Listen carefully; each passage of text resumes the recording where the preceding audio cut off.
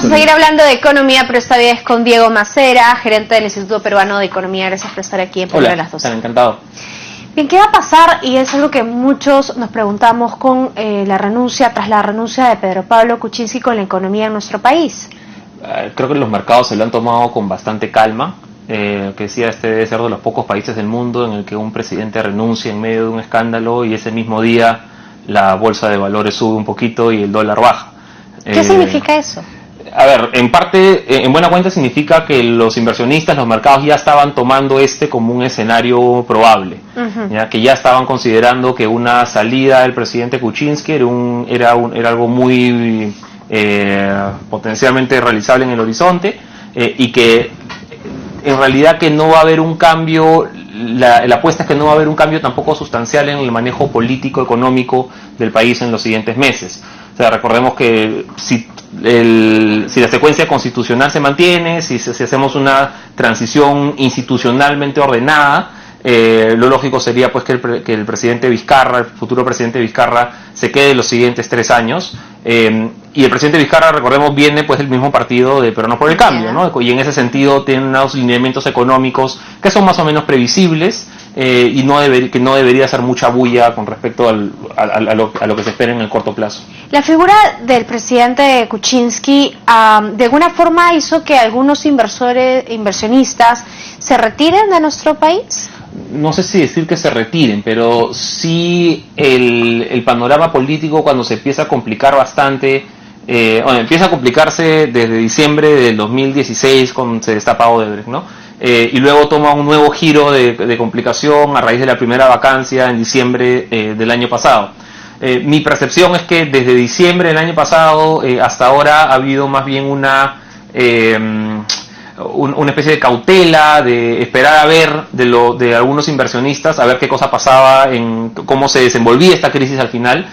Creo que para la gran mayoría de personas era obvio que esto era una situación insostenible, que estábamos en un panorama de un clima de tensión política demasiado pronunciado y un clima demasiado enrarecido, y en ese sentido eso tenía que resolverse sí o sí, pues ya entrado marzo-abril.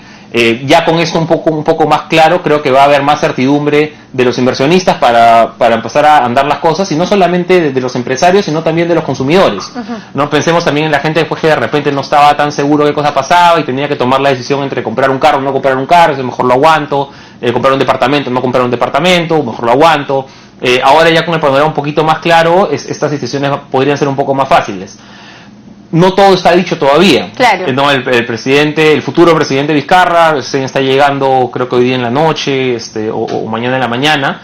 ¿En qué condiciones va a tomar el cargo? Va a tener una especie pues de luna de miel con el Congreso, ¿no? Ojalá sea así, ojalá le den un periodo para trabajar y plantear sus primeras propuestas. Si este es el caso, en buena hora podríamos estar pensando entonces en que tenemos una situación que no tuvimos con el presidente Kuczynski cuando recién inició, en el que el Congreso y Ejecutivo se entienden y avanzan las reformas que tenemos pendientes. Ahora, panorama económico es muy distinto al de la época de cuando Valentín Paniagua asumió el poder, por ejemplo. Sí. Totalmente distinto. No es lo que va a ocurrir, pero podría ayudarnos también a un despegue económico, a volver a tener cifras altas creo que los peruanos nos hemos mal acostumbrado a revisar siempre a la baja los estimados de crecimiento económico. ¿No? Empezamos este año, ¿no? Empezamos proyectando que el 2018 acababa en 4%. Ajá. Eso lo empezamos. No, dime. Le pido un minutito, sí, porque claro, en ese momento justo Claudia Cooper está respondiendo a esta pregunta, la ministra de Economía. La reforma del sistema de inversión pública, que es lo que nosotros tenemos ahora, es una reforma que no permite la entrada de proyectos que tienen sobrecostos, sobredimensiones, etcétera, porque pasan esos filtros. Alguien puede ofrecer lo que quiera. El tema es que el proceso va a ir filtrando de esos proyectos que de alguna manera no son los proyectos que satisfacen la necesidad de la población. ¿Qué es lo que nos interesa? Un proyecto que satisface la brecha de infraestructura y que cuenta con el presupuesto para eso, son proyectos que vamos, obviamente, lo otro, pueden haber un montón de intentos. Por eso decimos que hay una baja, de alguna manera, el ratio de aquellos proyectos que logran ser viables todavía es muy bajo. Es por eso que el proyecto nos va a ayudar, porque nos va a permitir decirle a todo el mundo que es lo mínimo que se necesita para que el proyecto pueda ver la luz. ¿Y sobre el aumento del sueldo mínimo? El aumento del sueldo mínimo yo lo que quisiera es ver el tema de forma integral. El problema en el Perú de la informalidad no es solamente un problema de costos laborales, es un problema de productividad de la empresa. Y lo que nosotros tenemos que atender, y lo que hemos venido atendiendo, es el tema de que las empresas en el Perú tienen que ser más productivas. Si una empresa, y que son de muy baja productividad, si hoy día una empresa tiene baja productividad, no va a poder absorber al trabajador formal, ni el barato ni el caro. Y entonces el foco tiene que venir hacia trabajadores bien pagados con empresas productivas. Y tenemos que empezar a cambiar el foco y decir qué cosa tenemos que hacer para que las empresas sean productivas. Es decir, inviertan en capital y crezcan, y que tengan la posibilidad de crecer. Para eso tienen que tener un sistema tributario que les permita crecer y un sistema financiero que les permita crecer. Ahí es donde nos queremos focalizar. Omar Mariluz, de RTP. Cooper, la primera pregunta estaba hablando acerca de este escándalo, ¿no?, de Freddy Aragón ofreciéndole obras a los congresistas para que cambien el voto de la vacancia, y luego hablaba del sueldo mínimo. En el caso del sueldo mínimo se ha criticado mucho, ¿no es cierto? La ministra prácticamente lo ha por ahí defendido, pero Vizcarra, digamos, podría entrar y sacar esa... Lo dudo mucho. O sea, una vez que ya el sueldo mínimo, ya hay una disposición del Ejecutivo oficial de subir el sueldo mínimo, eso ya es muy difícil de deshacer. Sería un costo político además enorme deshacerlo. ¿Pero es una buena decisión la que se ha tomado? Yo creo que no, no es una decisión más bien desafortunada. Creo que no era el momento para subir el salario mínimo, y por varios motivos. O sea, tienes un crecimiento económico sumamente débil el año pasado, de 2.5%, enero tampoco ha sido tanto mejor. Tienes un mercado laboral también muy débil, con muy poca creación de empleo formal. De hecho, hemos destruido empleo formal el año pasado, según los datos del INEI. Tenemos una inflación relativamente baja, el año pasado cerró en 1.3, entonces tampoco hay razón para decir que el costo de vida ha subido, ¿no? En realidad la inflación ha sido muy baja, y la productividad, que era lo que mencionaba la ministra Cooper, también va a la baja. Entonces tenemos que empezar, yo creo que lo responsable es empezar a ver el salario mínimo como una función de la productividad del trabajador peruano. ¿Ya? Y ahí está el principal reto. O sea, esto no debería ser, y yo, digamos, discrepo con la decisión de subir el salario mínimo, pero sí coincido con que el foco tiene que estar en la productividad de los trabajadores, más allá de las reglas, ¿no?, las regulaciones que quieras poner. Y ahora, teniendo en cuenta que existe la informalidad, podría incrementarse porque esto afectaría a la pequeña empresa, ¿no es cierto? Sí, en realidad sí, afecta a la pequeña empresa.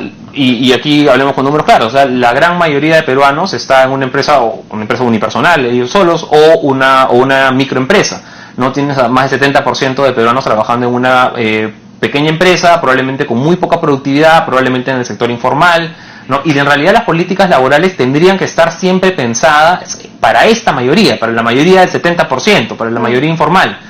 Lo que estamos haciendo y a lo que nos hemos acostumbrado también es a regular para la minoría formal.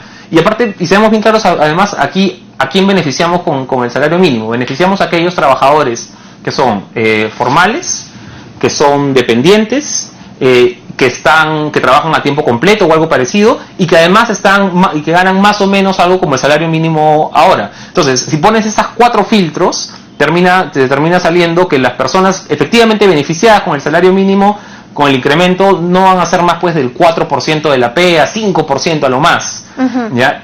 Entonces, estás haciendo una política que beneficia al 4 o 5% a costa de subir la barrera de ingreso a la formalidad para el 70%. ¿Y cómo se puede solucionar desde el punto económico? ¿Qué podría hacer el nuevo ministro, digamos, para un poco subsanar este panorama? Ahí la clave está y que es el foco principal, es lo que mencionaba la ministra Cooper, es lo importante es la productividad de los trabajadores. Y ahí mi punto de vista personal es cómo hacemos para generar más trabajo en aquellas empresas que ya son formales, que ya tienen acceso a tecnología, que ya tienen acceso a mercados, que ya tienen acceso a capital.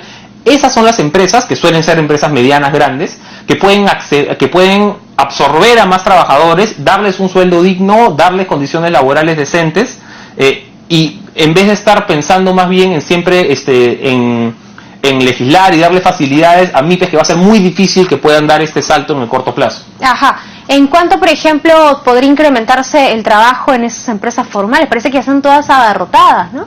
Lo que pasa es que es muy caro a veces generar empleo en empresas formales. O sea, pensemos que en realidad para una empresa de estas medianas, grandes, que está en el régimen general, no es que pagan pues 12 sueldos al año, ¿no? Son los 12 más las gratificaciones, más las CTS, más las vacaciones, más de salud.